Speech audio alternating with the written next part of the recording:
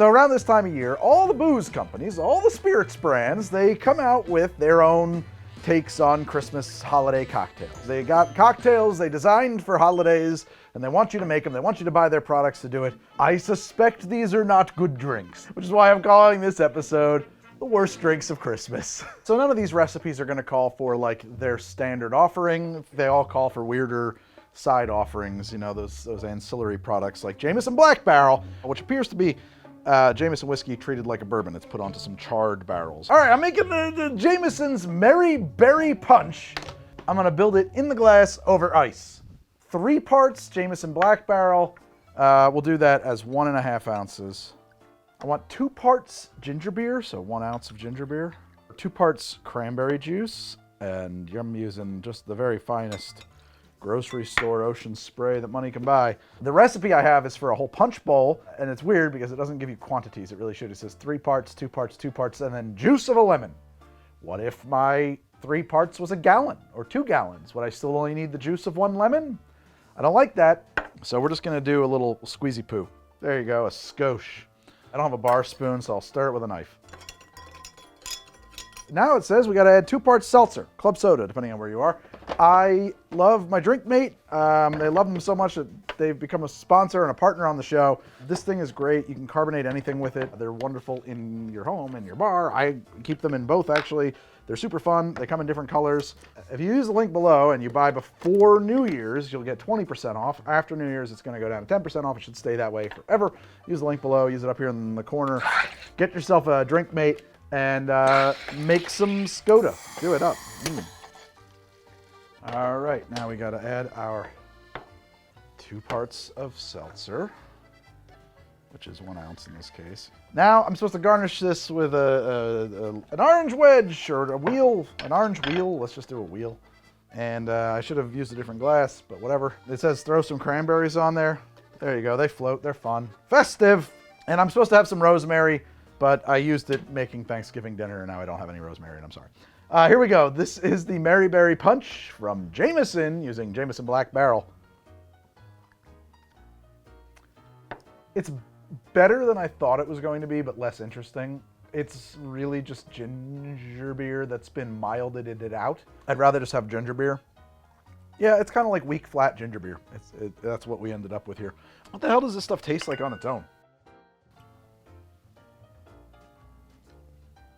It's like spiced rum, but whiskey. You know what? That's going to appeal to some people. It does not appeal to me. Like I said, I'd rather just have the ginger beer. That's so much better. When your cocktail makes the mixers taste worse, I think we're in trouble. That's not good. Ugh, no, I'm sorry. No bueno. All right, let's do the next one. Malibu Snow Colada. We're gonna need some Malibu, some sweetened condensed milk, splash of lime juice, ice, blend and serve. Rim your glass of coconut flakes. That might be tricky. I don't know if coconut flakes are gonna stick very well. We're gonna start with 2 ounces of Malibu. And I know it's funny, I did just say that like almost all of these are gonna call for weird offerings from the company in question, but nope, in this case it's just plain old boo. Now I want 2 ounces of sweetened condensed milk. Condensed milk comes in 2 varieties. You can get it sweetened or not sweetened, and this is the sweetened variety. Again, bar spoon, currently missing. We're going to use my knife to measure this out. Like that's 3/4 of an ounce. That's an ounce. That's the other quarter. Okay, there you go. 2 ounces of sweetened condensed milk. Okay, now it says I need a splash of lime juice. Just gonna slosh it around and make sure some winds up into our drink. That's what we gotta do. Honestly, I think that means half of a lime. I think that's what we're gonna say is a splash. I was looking for my blender because I knew I had a blender drink coming up, and I couldn't find it. It took 10 seconds longer to find that blender than I was willing to spend on it, but I could find my stick blender, my immersion blender. So we're gonna try to make this with an immersion blender. I don't know how it's gonna work. We're gonna start by cracking that ice as much as I can.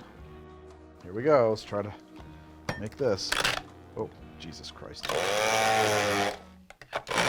This was a bad idea, but I'm sticking with it. Actually, this worked really well. Yeah, that worked great. Serve this in a coconut rimmed glass. how to do that. Let's try it with a lime. I don't know if that's gonna work. It's not cutting it right. Let's see if we can do it this way. I'll use this like a frosting almost. I mean, just nightmare fuel, but whatever. We'll give it a shot. And then pour the drink in. Visually, that worked, and we learned something today. We can use an immersion blender instead of a stand one. That's great. Let's see how the Snow Colada from Malibu came out. Yeah, so I'm not a fan. A lot of chewing on that. I gotta say, no one's gonna be mad about this. There's a lot of ways to think about cocktails. One is, hey, can I drink this? Sure, it's drinkable. Two is, am I gonna feel bad later if I drink this now? And I don't mean that from like, oh, am I gonna be hungover? Like, if stuff is so sweet, like I'm gonna feel like shit in an hour or two. I'm gonna have like a headache, my stomach's gonna be upset. Like too much sugar is really gonna mess me up. Sometimes that's what it is. Like I'm thinking about how am I gonna feel in an hour? This is a bad drink. Then there's like this third idea, which is like the formalist approach to cocktails, right?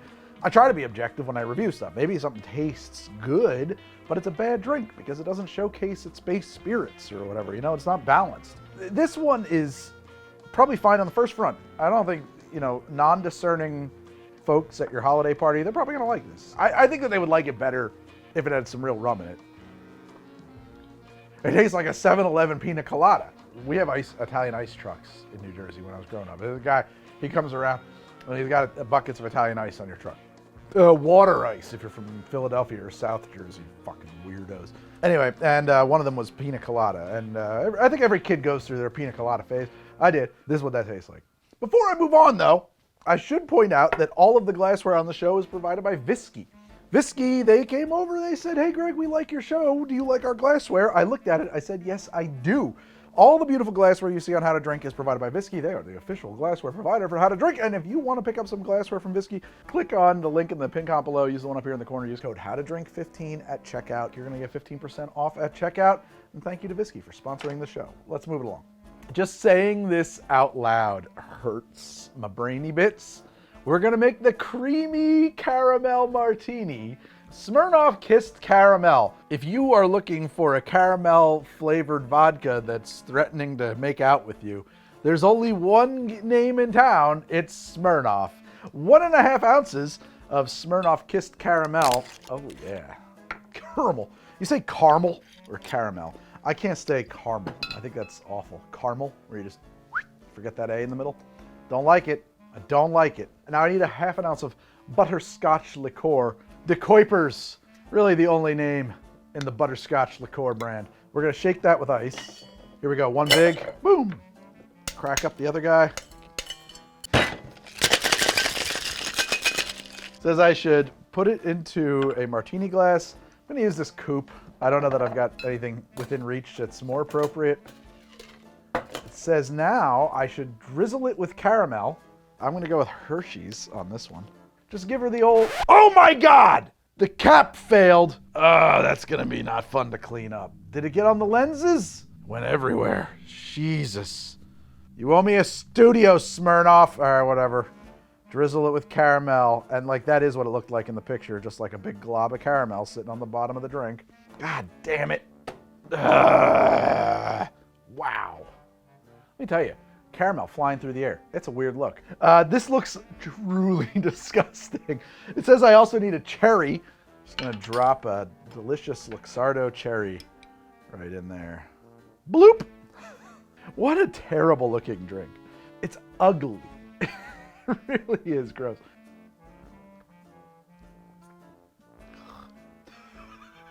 This is so sweet.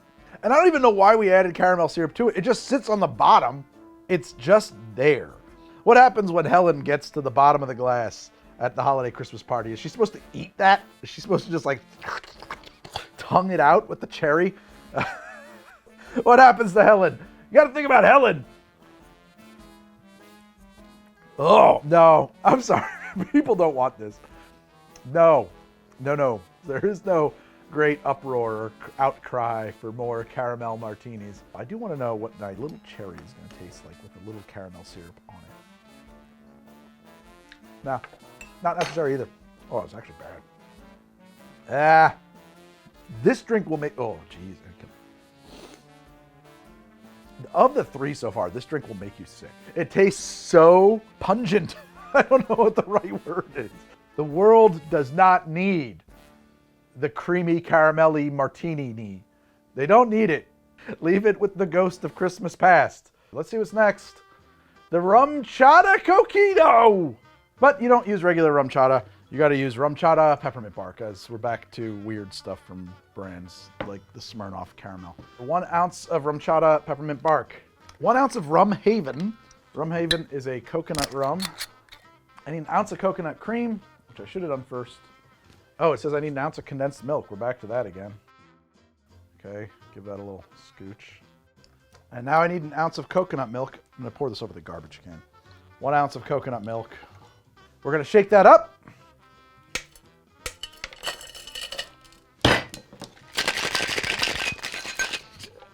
Okay, I'm gonna strain that into my glass. Well, I gotta say, I'm not actually unhappy with what's coming out there. It's thick, it's got a nice froth on it, it's got a nice head. I don't know, I don't hate that. It says we should garnish it with a little cinnamon. This is the Rumchata Coquito. Let's try it. It's too sweet, but it tastes like Christmas. Where's some real rum? Give me some rum! Colada, I'm sorry. They sent me this in the mail. This is a lovely rum. I don't know if it's made it into an episode or not yet. It is great. And it was the first rum I could see over there on the rum shelf. Let's just add an ounce of real rum to that and see if like it becomes more palatable. Because let me just say, tastes like Christmas. It's got the peppermint thing going on. It was creamy. It's definitely got a lot of coconut representation. It was just too much. It was just too sweet. Let's put a little oomph in it. It tastes like a glass of Christmas cheer. It's got a little bit of burn, a little bit of more heat, a little bit of rum. Actually, it brings out some tobacco notes that were missing before. You still get the coconut. The peppermint is actually a little quieter here, so I don't know. I might want to rebalance in favor of that, just a touch. Peppermint, though, I think if you're tasting peppermint, you're probably not going to taste anything else for the most part. This has some kind of promise to it. It just needed to be made into a cocktail. Maybe you could make it for your holiday party and put it out. Here's the version for people who don't like cocktails, and here's the rum to pour in if you actually like cocktails. I will say that, like, on the how will this drink make you feel scale, the answer is like shit. This is heavy, creamy, sweet stuff. You're not going to feel good if you drink this. So consider. Want to, caveat that you'll do better making your actual coquito. We did a whole episode on multiple coquitos. Link in the below and up here in the corner. Check them out. It's a great holiday thing. I was pretty into it, actually. I'd never had it before. Loved it. Loved it. This episode is already giving me a headache. It's right behind my eyes. It's from the sugar. I gotta make Campari's drink now. This is interesting because Campari is a bitter thing. You have to have a bit of a palate for it. I don't even really like Campari all that much all the time. Something I gotta be in the mood for. So let's see how this little holiday offering comes out. If there was one drink here in this lineup that I would expect to be a, quote, real cocktail, this is it. It's a fig Negroni. So you're gonna need 1 part Campari. I'm doing a 1.5 ounce pour for that. You need 1 part Bulldog gin. I don't know that you need Bulldog gin, but the recipe called for it, and I tried it out. We bought it. It's an impressive bottle, 1.5 ounces. And now you need 1 part fig-infused sweet vermouth. And to make this, I took Dolan vermouth, and I took some figs, fresh ones. I chopped them up. I put them together into my icy whipper, and I did a nitrogen infusion because I didn't want the vermouth to oxidize if I let it just sit somewhere and hang out together. I got a pretty good fig flavor from this. So 1.5 ounces of fig vermouth. Stir it over a big rock, it says. Strain that over your big ice cube. I think we garnish that with a orange twist. And what the heck, throw some cranberries in there, we got them. Christmas! I'm gonna put out a Christmas album. You're gonna buy it. Let's see how the fig Negroni is. It's a Negroni with a mild fig aftertaste. The Campari is very loud and in front, very bitter. Orangey, bittery Campari. It's heads and tails all the way through, Campari. I'm not getting a big Christmas vibe off of this. I am getting the fig. It's a nice addition to a Negroni that I think would be a nice addition any time of year. in theory, this could be much Christmassier than it currently is. To that end, though, I was also kind of complaining about the absurd, over-the-top flavors of the other ones. So I am having my cake and eating it too a little bit here. Don't know if that's the apt expression, but whatever. I'm not really sure how to square that circle necessarily. This has the potential to be a much more interesting Christmas drink. And I think that really it just needs to be a touch sweeter. Maybe it needs some spices. Maybe, honestly, like, you know, Angostura bitters, believe it or not, might even get us there. Or Amaro di Angostura has such a Christmassy flavor to it. Let me get that. So I'm adding 2 bar spoons of Amaro di Angostura to this, just to kind of put in some allspice, some cinnamon, some clove, and a little bit of sweetness. Oh, I think that helps a lot. That, to me, is much more Christmassy. It's still very dry, and I think that a lot of people are going to want to add some sweetness beyond that to that, and I think you'd be fine to. I came in here to shit talk on all these drinks, to be perfectly honest, but you know, that one's got some potential at the very least. Hey, man, I'm not gonna lie. I don't think any of these were without merit, except for that caramel martini. All right, this is another one from Smirnoff. We're making their holiday Cosmo. We're gonna shake this drink up. We're gonna need 1.5 ounces of Smirnoff's Red, White, and Merry. I almost didn't do this because my liquor store didn't think they had any, but I found a bottle. What is Smirnoff's Red, White, and Merry, you might be asking yourself, as I am myself. Fucking disgusting. Holy shit. Wild berry bad. Imagine wild berry flavored hell. Garbage. Shit. This is terrible. And I need 1.5 ounces of it. 3/4 ounce of fresh lime juice. Now I need 1/2 ounce of cranberry syrup. Made this by just mixing cranberry juice and sugar in equal parts and heating them until they were dissolved. I need 2 dashes of Angostura bitters, and I need 2 dashes of orange bitters. There's some good ideas in here. There's some bad ideas in here. Shake this with ice.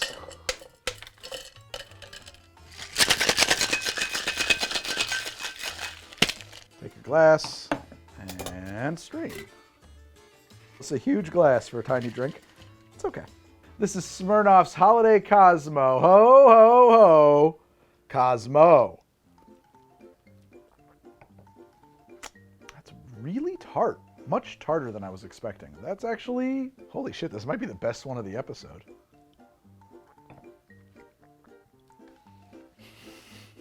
Listen, hear me out. There's some off notes in there, but like from a formalist perspective, it's pretty well balanced. I am shocked. It reads tart. Which means it's not too sweet. The fruit notes, you get the cranberry, you can taste it. You get some orange in there as well. You get all of that. You get some, I'm reading some lemon. You know, I know it's lime, but like all of it puts together, I'm getting a little lemon. I gotta say, whoever made this, you took as a gross ass shit, this Red, White, and Merry. Gross! And you made it reasonably good drink from it. That's awesome. To me, like, there's like 2 kinds of cooking. Don't fuck it up cooking, where you start with really high quality ingredients and everything you do to them makes them a little bit worse, and your goal is to make them as little worse as possible. And then there's way more than the sum of its parts cooking, which is always more interesting to me, where you start with garbage ingredients and you make them into something scrumptious. This is the second kind. Scrumptious? Not quite, but this is my favorite one of the whole episode, and I really thought this was gonna be awful. This is a relatively enjoyable drink. Part of me keeps thinking like, well, it's a little bit of this, a little bit of that. It's a little too sweet. It's a little too tart. It's a little too much. But you know what? It's a Christmas drink. I think about serving this like either in a punch bowl or, you know, shaken up around for a toast or something at Christmas. I think most of your guests are actually going to like this. It has a lot of what's going on in a Cosmo. I wonder how an orange twist, like a Cosmo typically gets a flamed orange twist. Let's see how that is now, with a little twist of orange. I would do that. I think that really actually adds a lot. I think that brightens up the drink. It puts some of the flavors in better relief. The orange comes to the fore. It tempers some of the extreme tartness, actually. It just rounds off a corner that I was catching my lips on in there. It's the best one. That's so crazy. Did not see that coming. Okay. It's a Christmas miracle. Thank you guys so much. See you next time on another episode of How to Drink. And I hope you're having a merry, merry holiday. And that you're warm and toasty. And that everything is coming your way. Yeah, I'm gonna put out that Christmas album. If you're a producer and you want to produce a Christmas album, hit me up. I am 100% serious. And thank you guys so much for watching. Hey, if you like the show, you want to support the show, you want to hang out in Discord and chat things up and get way too personal updates from me about things, and you want to see some behind the scenes videos and little extra pieces and things like that, we have a Patreon. And if you become a patron of the Patreon, you will get access to the Discord and all that stuff. So check out the link below and up here in the corner, and see you soon. Have a holly jolly. Have a holly jolly Christmas. Is the best time of the year. Oh by golly, have a holly jolly Christmas this year. When we produce the album together, I'm not going to sing like that. It'll be better. It'll be good.